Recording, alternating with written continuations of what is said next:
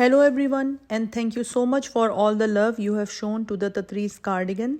Today I'll guide you step by step on how to make this unique design. This cardigan is an upgraded version of the granny square hexagon cardigan but with a twist. Instead of a hexagon, it begins with an octagonal base. It's a no-sew seamless design with only a single join along the shoulder line, making it a true one-piece shirt that grows outwards from the center back. Unlike the regular granny stitch, here I have used the double crochet cluster, also called the almond stitch, which adds more texture and style. And most importantly, this cardigan is also a storytelling piece inspired by cultural patterns and relatable heritage, giving it not just beauty but also meaning.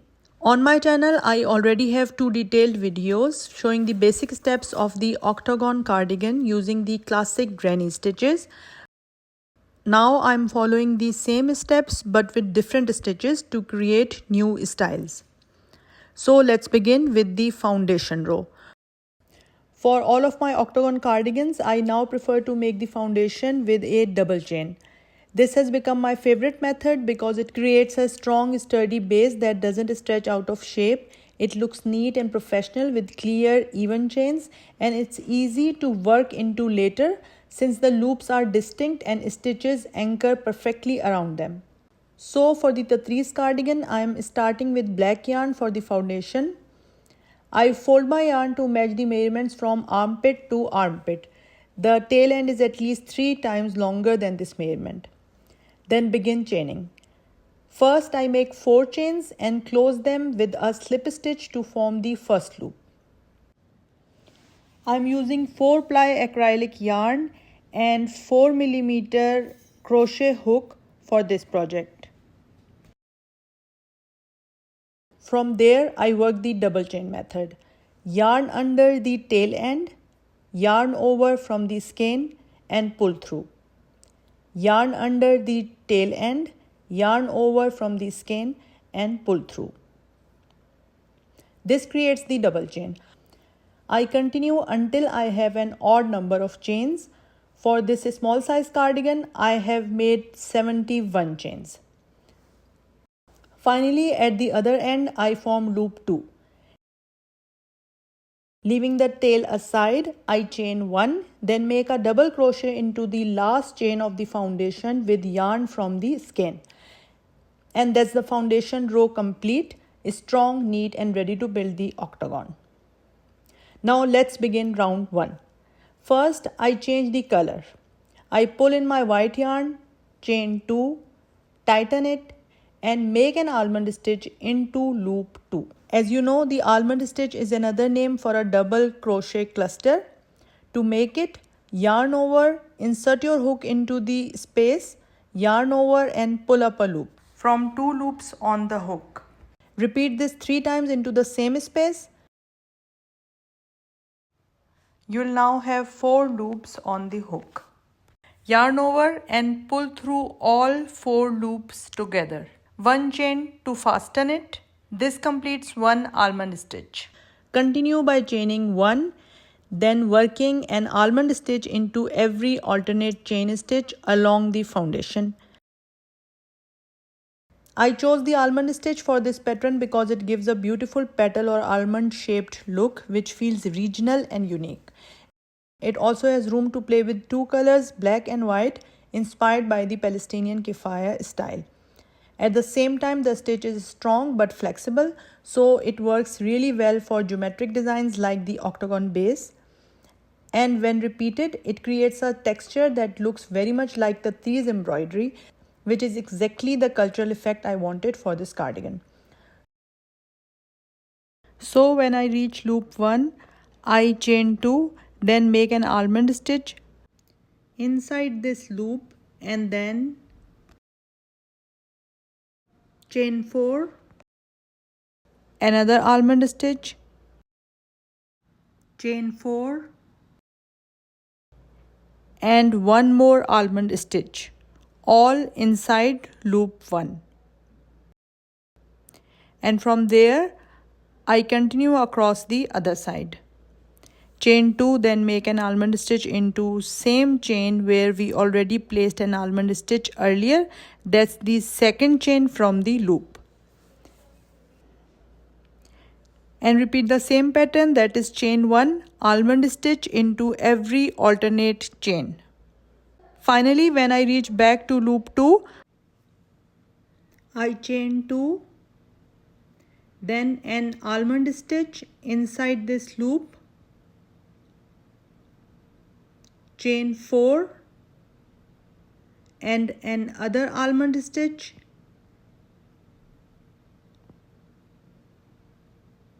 chain 4, and then a slip stitch into the top of the very first almond stitch we made at the start. That completes round 1. After round 1, we now have a rectangular shape with chain 4 corners. Now we will begin round 2, also called the corner kick round, because here we introduce the foundation of 3 new corners at the top ends. To start, I change yarn back to the black skein, chain 2 and then make a single crochet into every chain space from the last round along the sides.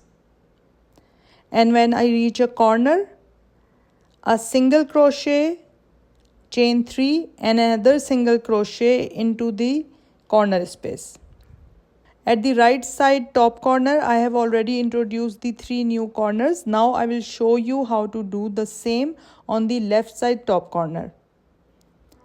So inside that chain 3 corner space, I work the following sequence: single crochet, chain 3, single crochet, chain 3, single crochet, chain 3, and one final single crochet.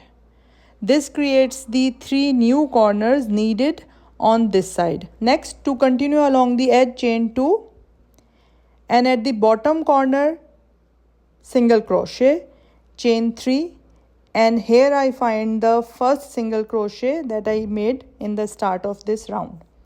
To finish this round, slip stitch into the top of the first single crochet, and that completes round 2, the corner kick round. Now we begin round 3. This is very crucial round because here you will start to see the proper octagon shape forming. After completing this round, you will also notice how with a simple fold the shape can be turned into a cardigan with the front panels, back panels and sleeve panels clearly visible. In this round, you will also understand the course of stitches that we will be following in the next rounds. So let's start. I change yarn again, this time to the white skein. Work one almond stitch into every chain 2 space of the last round. After each almond stitch, chain 1 and repeat this sequence across the side until you reach the corner. At the corner space, which is a chain 3 space from the black yarn of the previous round, work an almond stitch, then chain 4 to 5 and another almond stitch into the same space.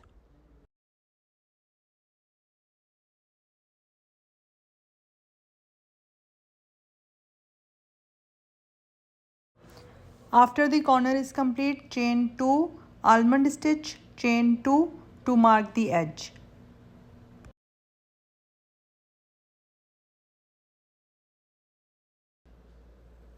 Now as we reach the corner where we introduced the 3 new corners in the last round, we need to work into those spaces using the white yarn.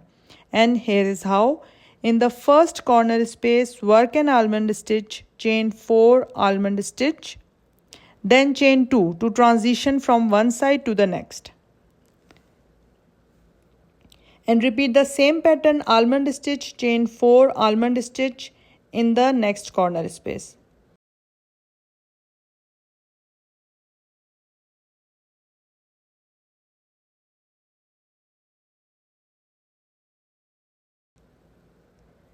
Again chain 2 to move across and then work the same pattern in the third corner space.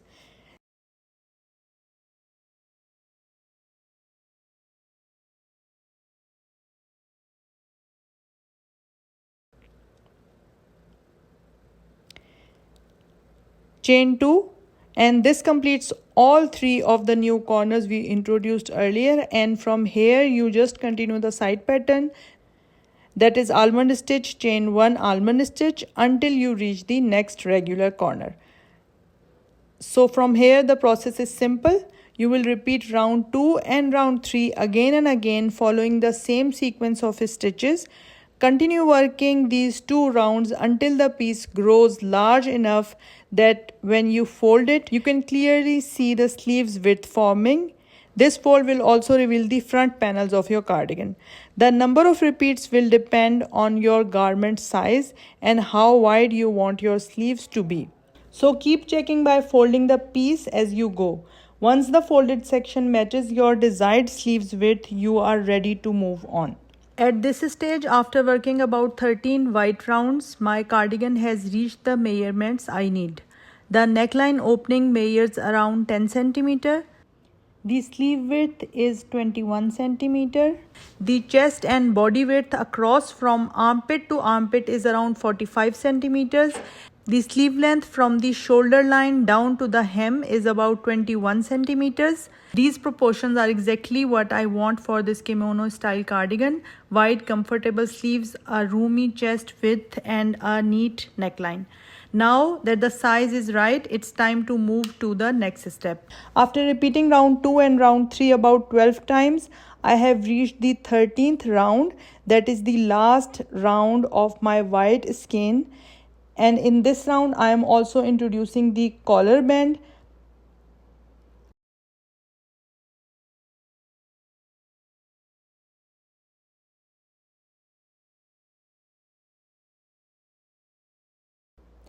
And at this stage, I am working with black yarn again.